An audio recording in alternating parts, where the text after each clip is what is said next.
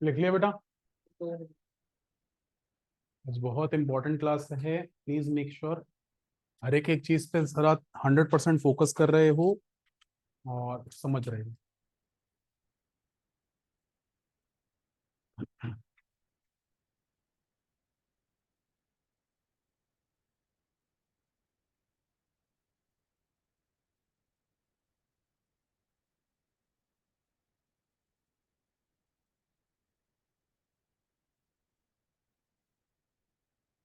चलिए, बोर्ड पर देख रहे हो बेटा?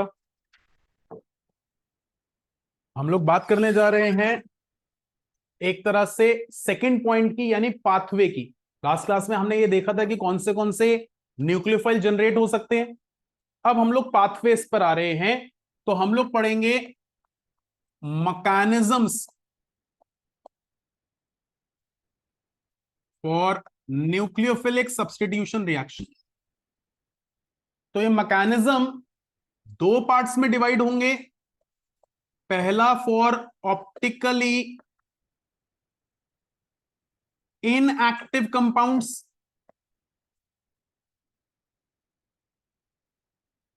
और दूसरा फॉर ऑप्टिकली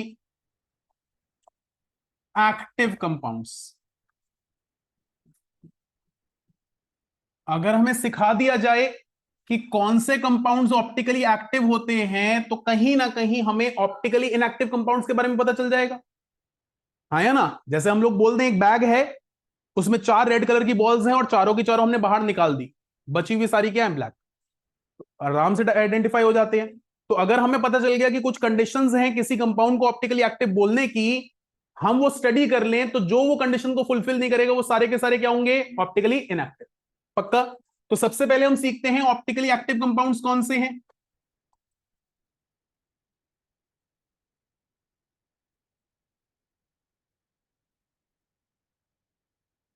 किसी कंपाउंड को ऑप्टिकली एक्टिव बताने के लिए हमें दो तरीके दिए गए। एक है प्रैक्टिकल मेथड और दूसरा है थ्योरेटिकल मेथड। अब सर ये क्या है? प्लीज बोर्ड पर देख रहे हैं, सारी की सारी चीजें बहुत इंपॉर्टेंट है। हम सबसे पहले प्रैक्टिकल मेथड की बात करते हैं। मैं एक सब्सटेंस को एक कंटेनर में ले लेता हूं,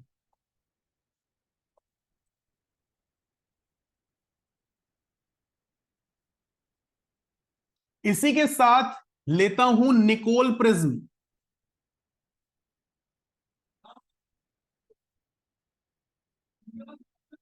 अब सर ये क्या है? तो बेटा दो रेगुलर प्रिज्म हैं, उनके बेसिस पे हमने Na2CO3 सोल्यूशन लगाकर इनको जोड़ दिया, तो ये क्या बन गया? Nicol prism. इसके बाद मैंने एक सोर्स लिया, अनपोलराइज्ड लाइट।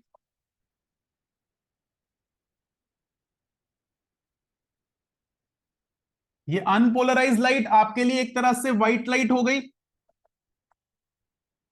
जिसमें एक से ज्यादा फ्रीक्वेंसी की लाइट या एनर्जी रिलीज होती है। बनाने के लिए मैं आपके सामने कुछ इस तरीके से बना रहा हूं। किसी ने अगर मेरे साथ 11th पढ़ी होगी और आंखें खोल कर पढ़ी होगी तो शायद याद आ रहा होगा कुछ। मैंने अनपोलराइज्ड लाइट पास करी निकोल प्रिज्म से।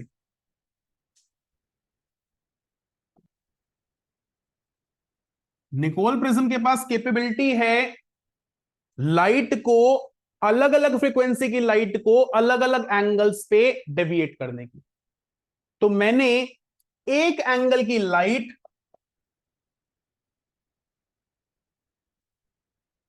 आगे एक्सटेंड कर ली। ये मेरे लिए अनपोलराइज्ड लाइट,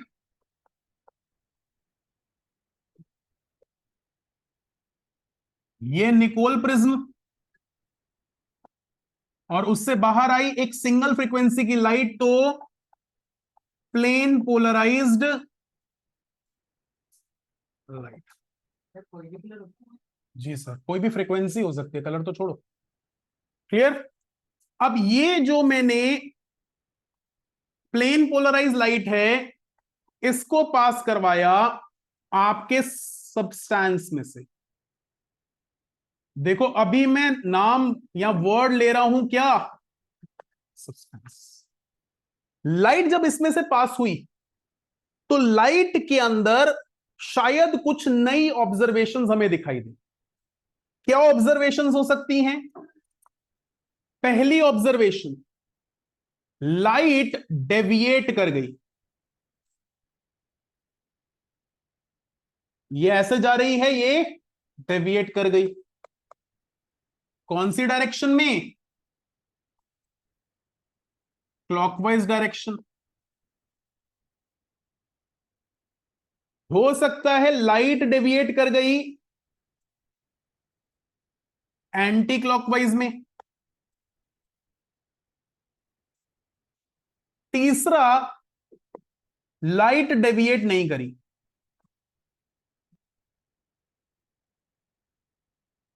नो डेविएशन।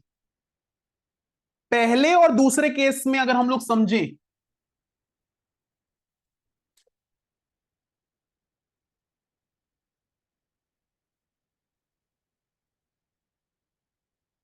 हमारे लिए क्योंकि लाइट डेविएट करी, ये जो सब्सटेंस है ये ऑप्टिकली एक्टिव है। ये लाइट से एनर्जी ले सकता है, या लाइट के जो पैकेट्स हैं, पार्टिकल्स हैं, उनको एनर्जी दे सकता है, लाइट की डायरेक्शन को डेविएट कर सकता है। लेकिन थर्ड केस, यहां पर लेके चल रहा हूं, थर्ड। थर्ड भी मेरे लिए दो हिस्सों में डिवाइड कर जाता है। यानी दो पॉसिबल रीजंस हो सकते हैं लाइट के कहीं भी डायरेक्शन में डेविएट ना करने के। पहला, नो पार्टिकल या no molecule is capable to deviate light। उस केस में हम बोलते हैं substances are optically inactive। B point, light तो बेटा अभी भी डेविएट नहीं हुई, लेकिन हो सकता है रिजल्टेंट डेविएशन इज जीरो। मैं किसी के ऊपर कमेंट नहीं कर रहा हूं, जस्ट समझाने के लिए रेफरेंस लेता हूं। सपोज हम लोगों ने टग ऑफ वॉर गेम का एक प्रोग्राम रखा, टीम्स बनी, वंश लेट आया, वंश को किसी ने टीम में लिया नहीं, हालांकि सब लेना चाहते थे। ये कहता मैं अकेले ही टीम। ये एक साइड खड़ा है और वहां पर एक टीम है 5 बच्चों की, वो दूसरी साइड खड़े हैं। दोनों रस्सी को इधर उधर खींच रहे हैं। रस्सी पे जो रिबन लगा हुआ वो एग्जैक्टली मीन पोजीशन पे यानी बीच में पड़ा है, किसी भी डायरेक्शन नहीं जा रहा। हम बोलते हैं ध्रुव देयर इज नो डेविएशन। अब इस डेविएशन में कितने नंबर ऑफ पार्टिकल्स किस साइड हैं उस पे कोई चीज मैटर सिर्फ एक पॉइंट पे कर रही है Anish, that there is no deviation. कहने का मतलब क्या है? मान लेते हैं आपने अपने ग्लास के अंदर, आपने अपने कंटेनर के अंदर 100 मॉलिक्यूल रखे, 5 मॉलिक्यूल 5 डिग्री क्लॉकवाइज डेविएट करते हैं और बाकी molecules 5 degree anti clockwise deviate करें, तो रिजल्टेंट क्या? 25 मॉलिक्यूल 10 डिग्री क्लॉकवाइज डेविएट करते हैं और बचे हुए मॉलिक्यूल्स 10 डिग्री एंटी क्लॉकवाइज, तो रिजल्टेंट क्या? 0। Irrespective how many in number चेष्टा आर मेकिंग क्लॉकवाइज डेविएशन और making anti clockwise deviation, the resultant is exactly 0। उस केस में भाविका हमारे पास डेविएशन का एंगल कितना होगा? उस टाइम पर हम इंडिविजुअल मॉलिक्यूल को तो ऑप्टिकली इनएक्टिव नहीं बोल सकते। भाई 5 डेविएट कर रहे हैं, 95 डेविएट कर रहे हैं, 10 डेविएट कर रहे हैं, 90 डेविएट कर रहे हैं, 20 80 कुछ तो डेविएशन दिखा रहे हैं। वो तो आपने जो कंटेनर में डाला है उस कंटेनर ने डेविएशन क्या कर दी? रिजल्टेंट 0 कर दी। हाँ या ना? यानी अब जो वहां पर कंटेनर में सब्सटेंसेस हैं वो दो तरीके के हैं, जिसमें से एक टाइप ऐसा है जो क्लॉकवाइज दिखाता है और एक टाइप ऐसा जो, जब आप दो सब्सटेंसेस को मिक्स कर दो जिनकी प्रॉपर्टीज अलग अलग हैं तो आप क्या बना देते हो, मिक्सचर। यहां पर भी क्या माना जाएगा, ये मिक्सचर। अभी तक मैं वर्ड सब्सटेंस इस्तेमाल कर रहा था क्योंकि सब के सब या तो क्लॉकवाइज या तो एंटी क्लॉकवाइज या नो डेविएशन दिखा रहे थे। आज दो डिफरेंट कैरेक्टरिस्टिक्स वाले मॉलिक्यूल्स रिजल्टेंट जीरो डेविएशन दिखा रहे हैं। मैंने बेटा जीरो डेविएशन नहीं लिखा, मैंने लिखा resultant zero deviation. Zero deviation का मतलब है कोई नहीं दिखा रहा, और रिजल्टेंट का मतलब क्या है, सबका सम करा जाए तो क्या आ रहा है, जीरो आ रहा है। तो उस कॉन्टेक्स्ट में जब वो रिजल्टेंट जीरो डेविएशन दिखाते हैं तो इंडिविजुअली एक एक मॉलिक्यूल ऑप्टिकली एक्टिव है, लेकिन as a complete mixture optically, ऐसे मिक्सचर को नाम दिया जाता है रेसमिक मिक्सचर।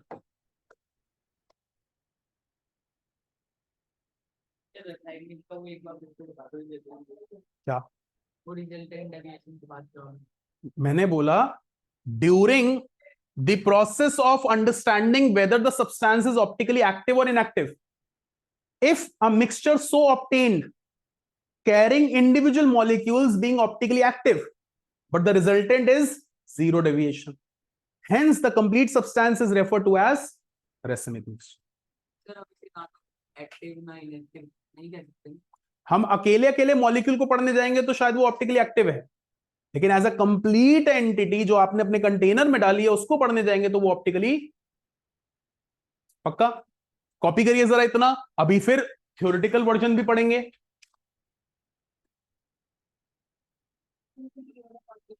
कौन सा बेटा, ए वाला? मैंने बोला किसी मॉलिक्यूल के अंदर कैपेबिलिटी नहीं है लाइट को डेविएट करने की, तो सब में नहीं होगी, सब में नहीं होगी तो ऑप्टिकली इनएक्टिव। तब इंडिविजुअल मॉलिक्यूल या सारे के सारे ऑप्टिकली क्या कह लेंगे, इनएक्टिव।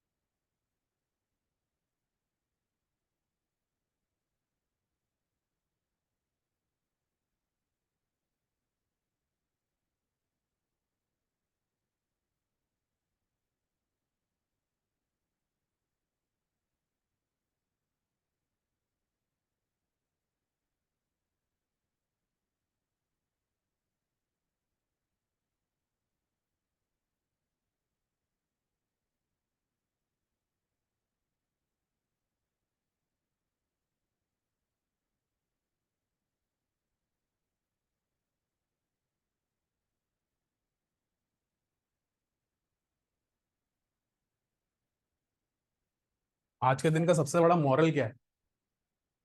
चाइनीज प्रोडक्ट नहीं इस्तेमाल करनी। देश बर्बाद हो गया, हम तो क्या चीज है ना।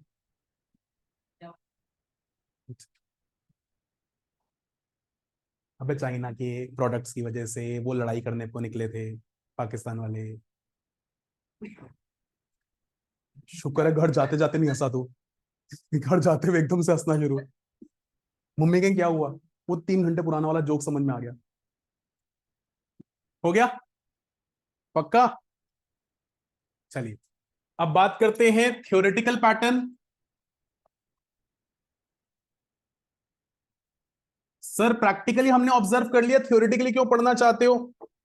सर हम हाइड्रोकार्बन्स में इतनी इतनी लंबी लंबी चेन्स की बात करते हैं, हर एक स्पीशीज के बारे में या उसको समझने के लिए उसको पकड़कर लाकर एक्सपेरिमेंट करना कितना नेक्स्ट टू इम्पॉसिबल है। तो कुछ ऐसा पैटर्न होना चाहिए, ऐसे रूल्स होने चाहिए जो हमें डायरेक्टली बता दे कि भाई ये ऑप्टिकली एक्टिव है या नहीं।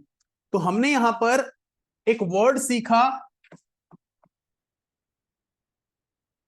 Chiral and A chiral carbon.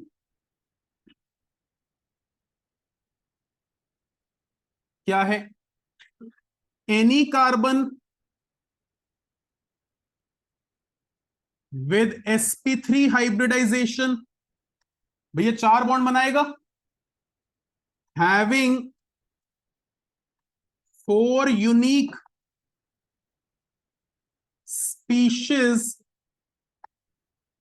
Attached, refers to as chiral carbon. इस टाइम पर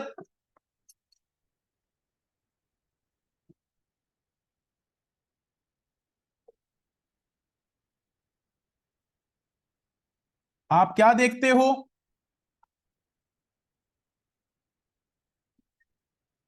4 डिफरेंट एंटिटीज जुड़ी है। तो आप क्या हो?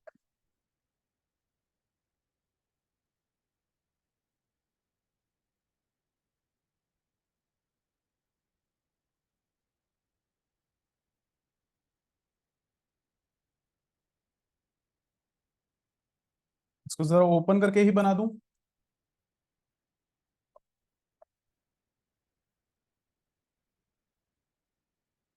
आप यहां पर क्या देखते हो? ये carbon CH3F H CH2CH3, please बेटा कार्बन नहीं है, वो एक मिथाइल ग्रुप है। सामने कार्बन नहीं है, वो कंप्लीट इथाइल ग्रुप है। तो उस केस में ये जो कार्बन है ये फिर sp3 और 4 यूनिक है, इसलिए क्या है? अब आप कहते हो सर कार्बन तो इसमें बहुत सारे हैं, as it do not favour the rules of chirality. ये भाई साहब क्या है? A chiral carbon. पक्का? कॉपी करिए जल्दी से। हम्म? क्यों, कैसे होगा? किसके साथ? ये वाला कौन सा? ये या ये? क्या लिखा है? क्या लिखा है? फिर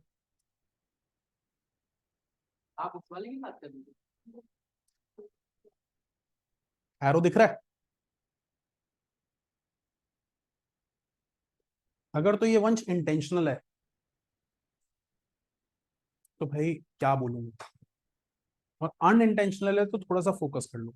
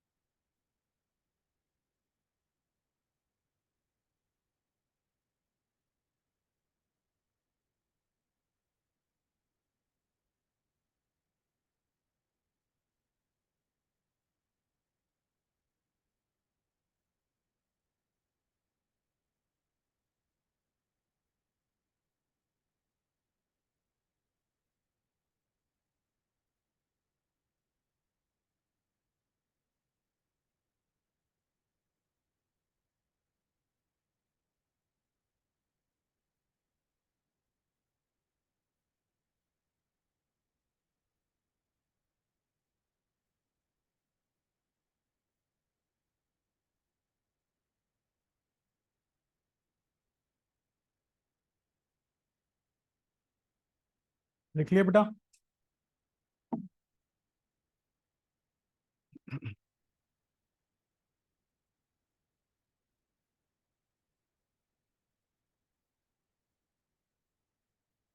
कर दो स्क्रॉल। अब देखो, any molecule having a minimum of one chiral carbon refers to as asymmetrical molecule.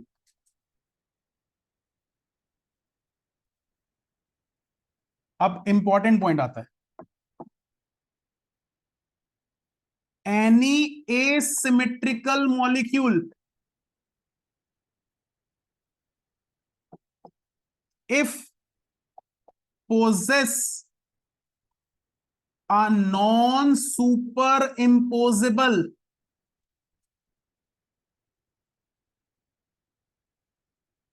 mirror image,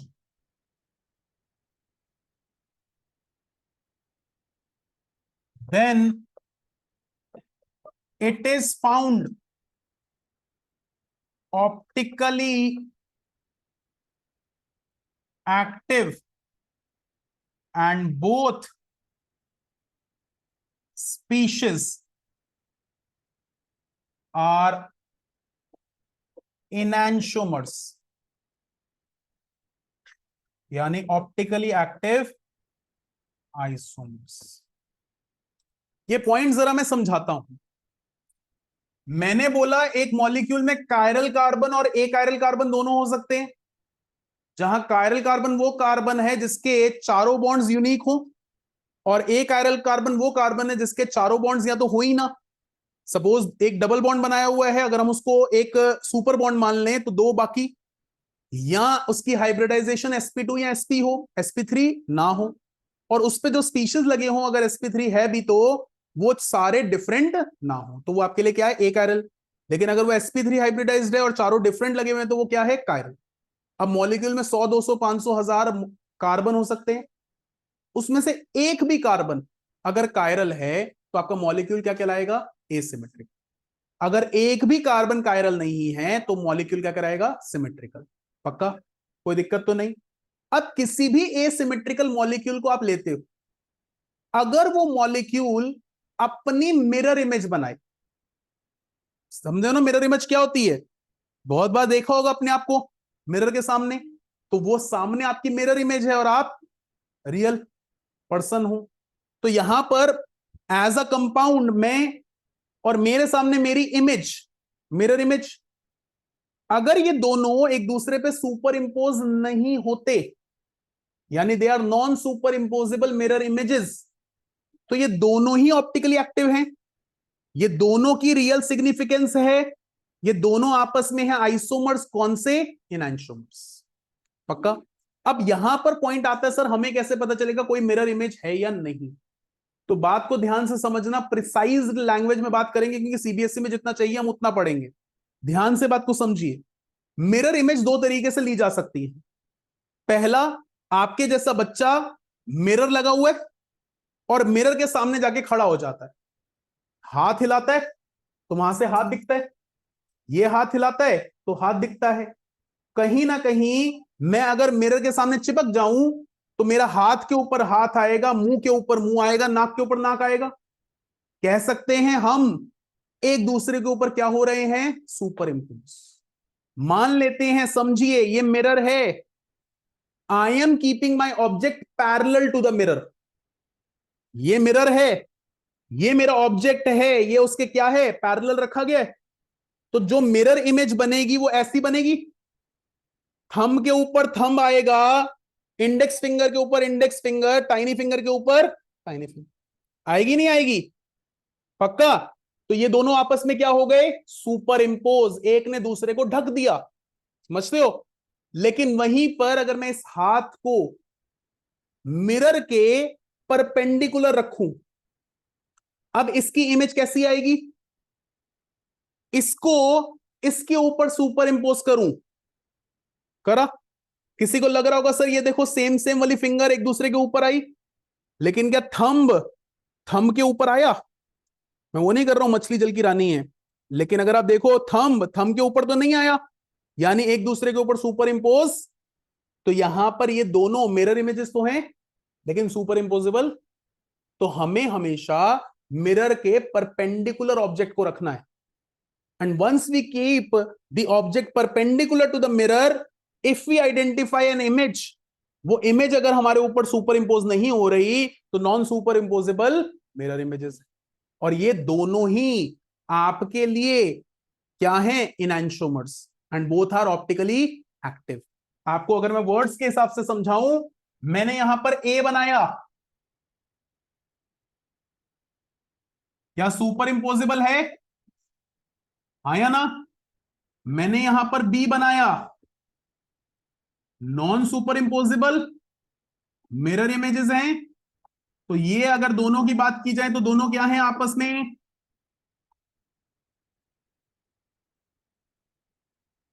पक्का? कॉपी करिए प्लीज।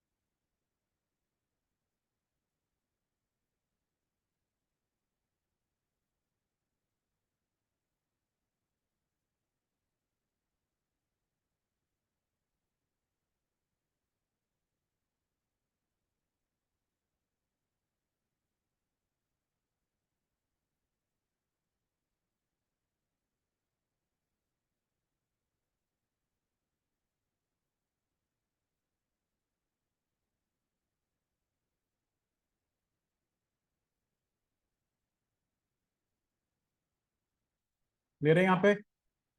मैं अगर 1% एक छोटे से एग्जाम्पल में ही समझाऊं,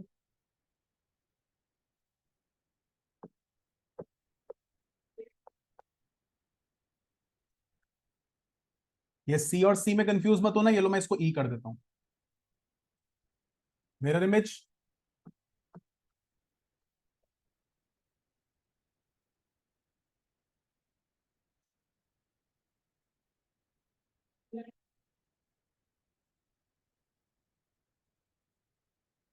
non superimposable mirror. Clear है? जल्दी से लिखिए, इसको बनाइए। फिर थोड़ा सा 11th क्लास में लेकर जाता हूं।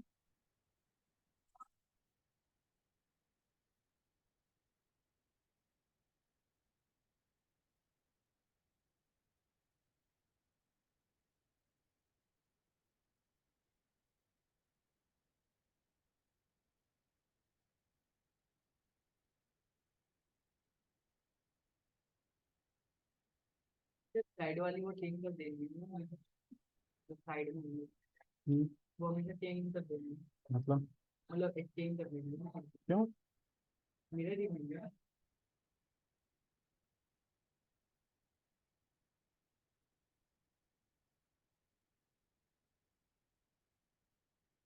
कर दो स्क्रॉल।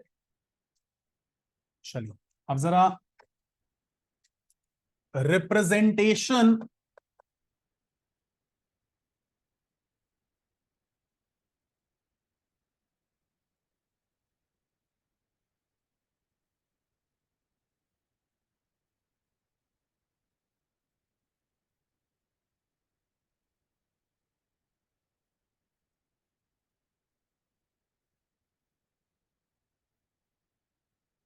याद है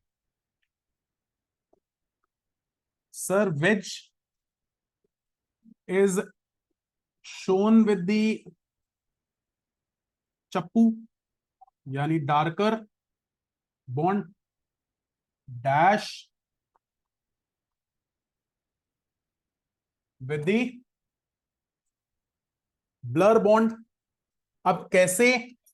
अगर आपके चार स्पीशीज कार्बन के साथ जुड़े हैं, एक होगा हाईएस्ट मॉलिक्यूलर मास वाला, एक होगा लोएस्ट मॉलिक्यूलर मास वाला, और दो होंगे बीच वाले। तो बीच वालों को फलक हम लोग प्लेन बॉन्ड से बनाएंगे, एक आपकी तरफ तो डार्क से और आपसे दूर तो डैश से। याद करवा दूं, पेन देना, पीछे से वो एक दुकान लगाई है उसने। प्लीज। हाँ, ये चार पेन है। अगर आपको ध्यान हो तो आपने sp3 हाइब्रिडाइजेशन पढ़ा था। उस sp3 हाइब्रिडाइजेशन के अंदर टेट्राहेड्रल ज्योमेट्री थी। टेट्राहेड्रल ज्योमेट्री क्या कहती है? दो बॉन्ड्स प्लेन पे हैं, एक बॉन्ड आपकी तरफ और एक आपसे दूर। तो ये जो से दो बॉन्ड्स हैं प्लेन वाले, ये सिंपल लाइन से बनेंगे। इस पे कौन लगा होगा ध्रुव? जिनका मॉलिक्यूलर मास ना बहुत ज्यादा है ना बहुत कम, बीच वाले। सपोज आपने चारों का मॉलिक्यूलर मास निकाला, एक आया 10, 20, 30, 40, तो आपके लिए 20, 30 वाले कहां लगेंगे? इन प्लेन पर। जहां पर जो सबसे ज्यादा मॉलिक्यूलर मास वाला है वो आपके पास, तो डार्क पे, और जो सबसे कम वाला है वो आपसे दूर। पक्का बात समझ में आती है? देना पीछे सर। तो इस टाइम पर अगर मैं सपोज लिखता हूं CH3 CH2 CH Cl CH3, तो इस टाइम पर अगर मैं इसका पूरा मॉलिक्यूलर मास लूं तो 24 + 5, इसका पूरा मॉलिक्यूलर मास लूं तो, इसका पूरा लूं तो,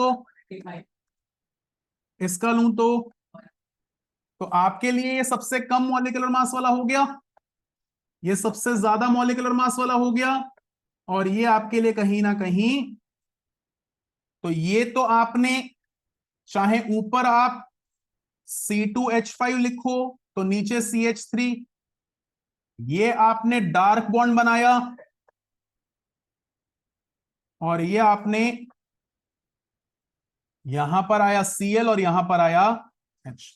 दिस इज योर वेजन डैश रिप्रेजेंटेशन, जो कहीं ना कहीं आपको जब भी ये दिखाई दे तो समझ जाइएगा आप कौन सा कंपाउंड लेकर चल रहे हैं, ऑप्टिकली एक्टिव।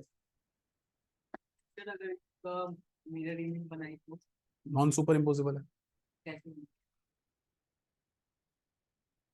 आगे इसका अपोजिट में स्क्रॉल करोगे, दो चीजें आती हैं वैसे तो यहाँ पर। अगर इसको बियॉन्ड मतलब सीबीएसई लेके जाएंगे तो if you are scrolling at 180 degree तो आपको एक इनवर्जन करनी होती है, हमारे सिलेबस में नहीं। मतलब इसका बनाने सिर्फ वर्ड है समझने के लिए। क्या हो गया, मेरे से पूछ लो।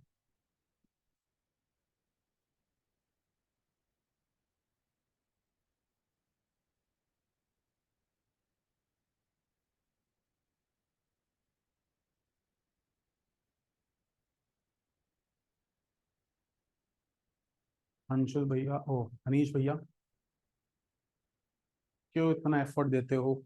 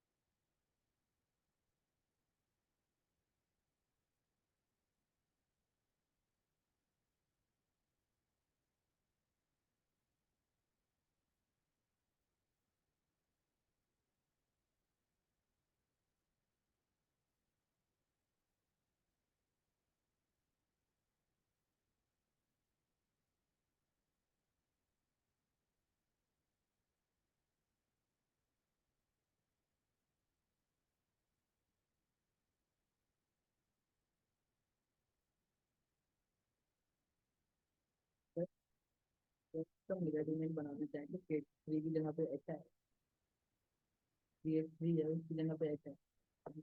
बॉन्ड्स चेंज हुआ था, करवा दूंगा बस कुछ एंट्रेंस में होगा ऐसे। जल्दी से बेटा, जिस जिसने लिख लिया है एक बार रीड कर रहा है, चीजें इंपॉर्टेंट हैं।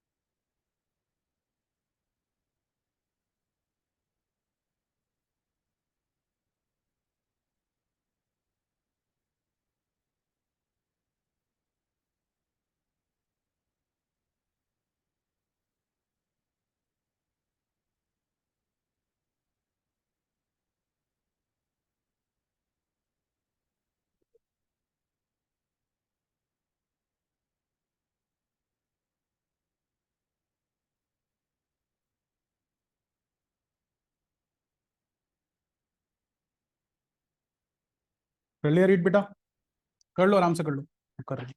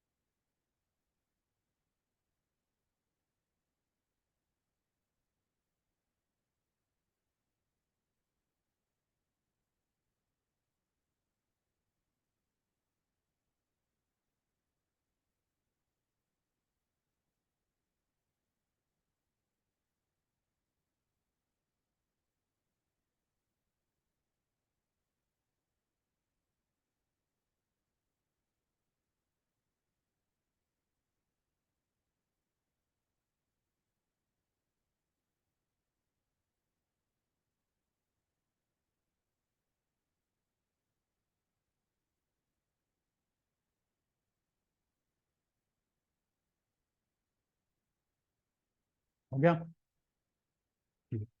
यहां तक प्लीज रिवाइज करिएगा, रिकॉल करिएगा। नेक्स्ट क्लास इंपॉर्टेंट है, प्लीज मिस मत करिएगा। आगे आने वाली 2 क्लासेस देखते हैं, एक संडे को एक्स्ट्रा क्लास रखूंगा, और प्लीज मेक श्योर आप चीजों को सही ढंग से रिवाइज और रिकॉल कर रहे हैं। ठीक है?